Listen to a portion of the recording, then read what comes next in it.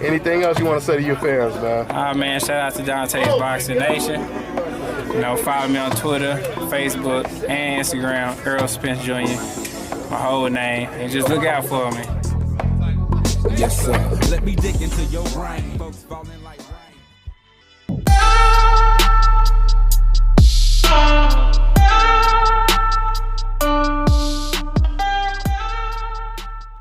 Dante's Boxing Nation, what's going on, guys?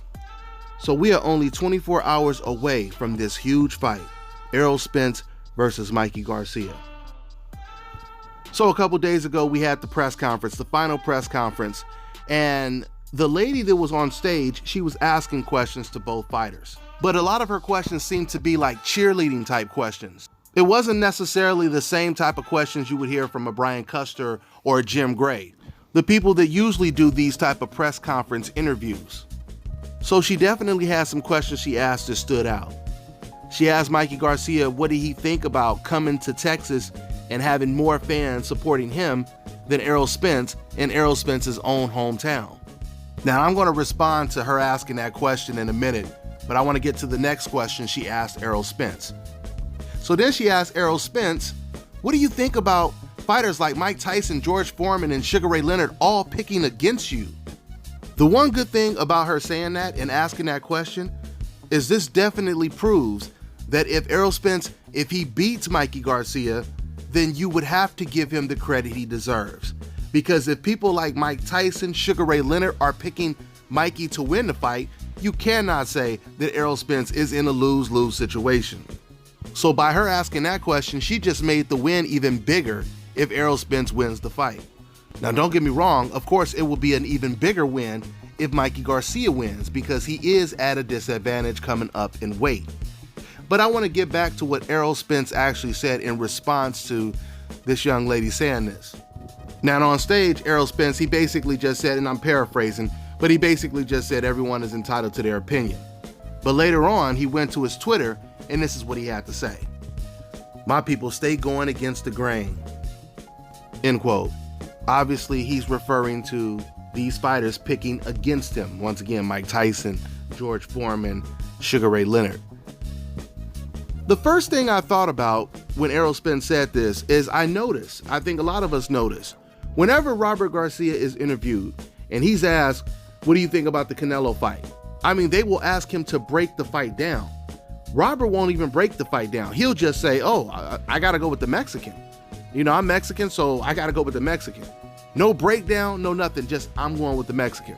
And there is nothing wrong with Robert Garcia doing that. There's nothing wrong with him saying that. There's nothing wrong with him doing that. I remember David Benavidez. He was at the Tank Davis fight. And we know that Tank Davis, he was in there with a huge underdog. He was expected to knock this guy out. David Benavidez, he knew most likely that guy would lose. But instead of him saying, I think Tank Davis is going to win the fight, or even saying, I think Tank Davis is going to win the fight, but I'm going for the Mexican.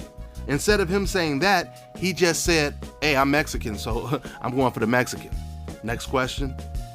Right? There is absolutely nothing wrong with them saying that. There's nothing wrong with them riding with their people. But that is the difference from all American black people to everyone else or every other race. Listen, I'm not saying there's nothing wrong with Tyson or any of these other cats that pick Mikey Garcia to win the fight. Because at the end of the day, they're just going to be right or wrong.